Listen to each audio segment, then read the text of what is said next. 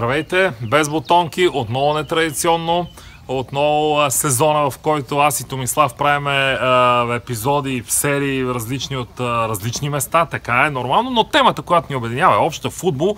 Ще говорим за предстоящите евромачове на нашите представители. Томислав ще си се разгърне на воля и на широта на темата Левски. Цяла част съм му предоставил за това, дано да му стигне.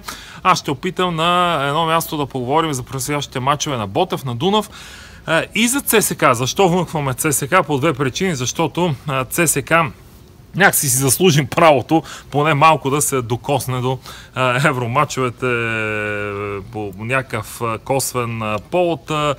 Ще използвам малко черен хумор, така ирония за феновете на ЦСК, тъй като че ли си ги преживяха тези мачове, да участват в жребия. Допреди няколко дни дори в червените форуми се пускаха указания как да се пътува до Павлодар, където Ирти ще срещне Дунав Русе, а не ЦСК, поне така си мисли към днешна дата, когато заснимам това видео, но както се казва, при УЕФА нищо не се знае. Но ще започнем от ЦСК, защото ЦСК завърши един първи етап от своята подготовка, доста впечатляващ.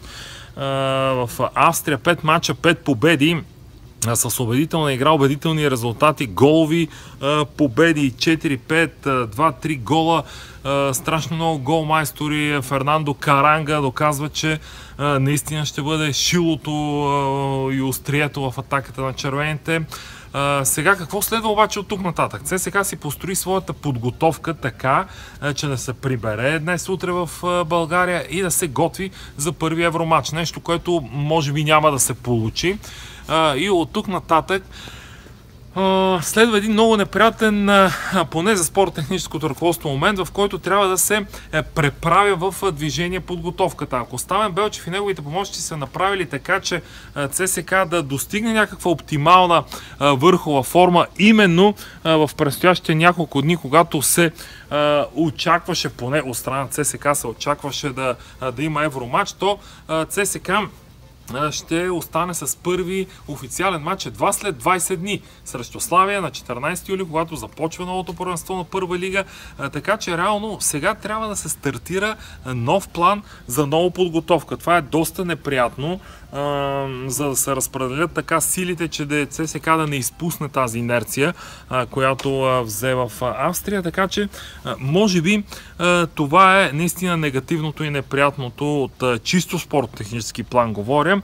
В емоционален план, разбира се, всичко, което се случи с жребия, поставянето, непоставянето, ваденето 10 минути преди това е тема, която тепърва ще се разисква и ще се припомня, разбира се, защо по този начин се е получило. Но при ЦСКА сега има време за подготовка.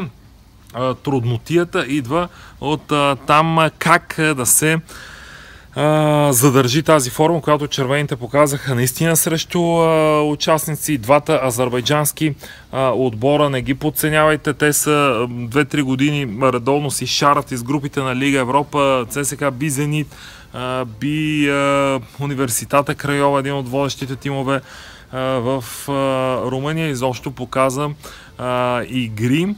Те се видяха благодарение на телевизионните излъчвания от феновете в България. Показа игри, които дигнаха страшно много летвата на очакванията. Тепърво ще следим какво ще се случва с подготовката и селекцията евентуално на ЦСКА.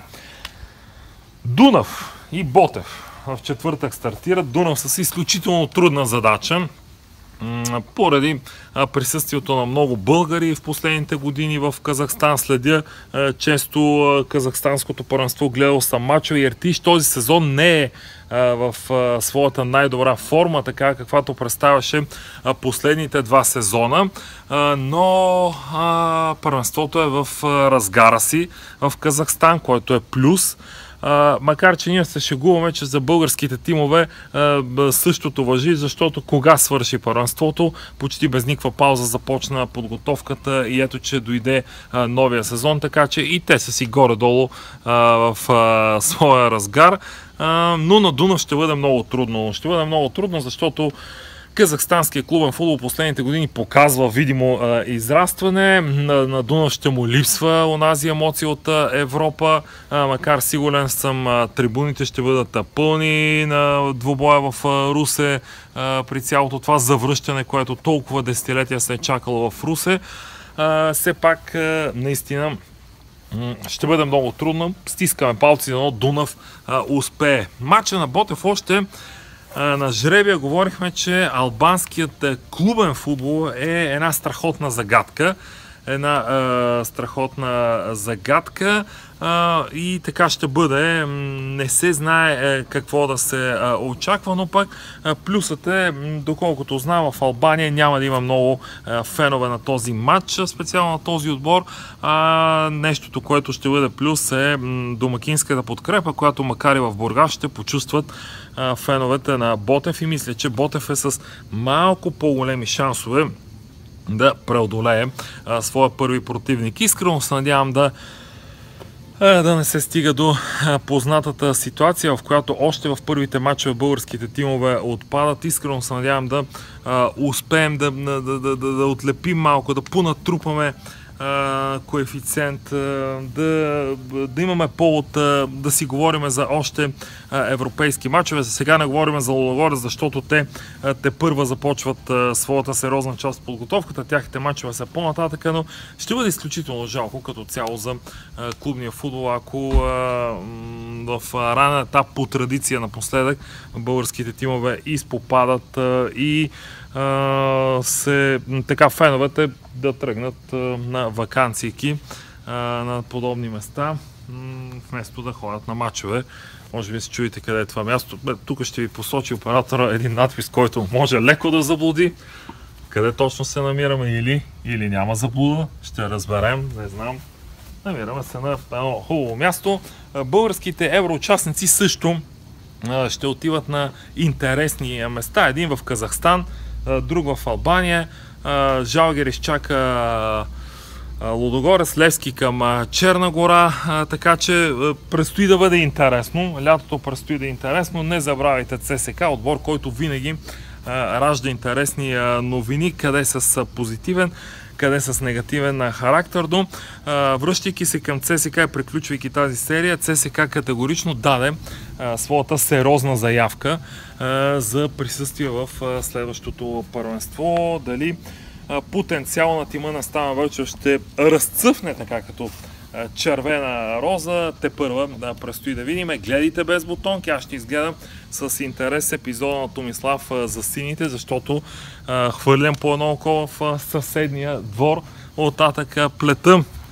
Хвърляме по едно око да видим какво се случва и при противниците, при сините. Те го заслужават, защото Левски наистина е така. Надничаме да видим какво се случва в съседния син двор.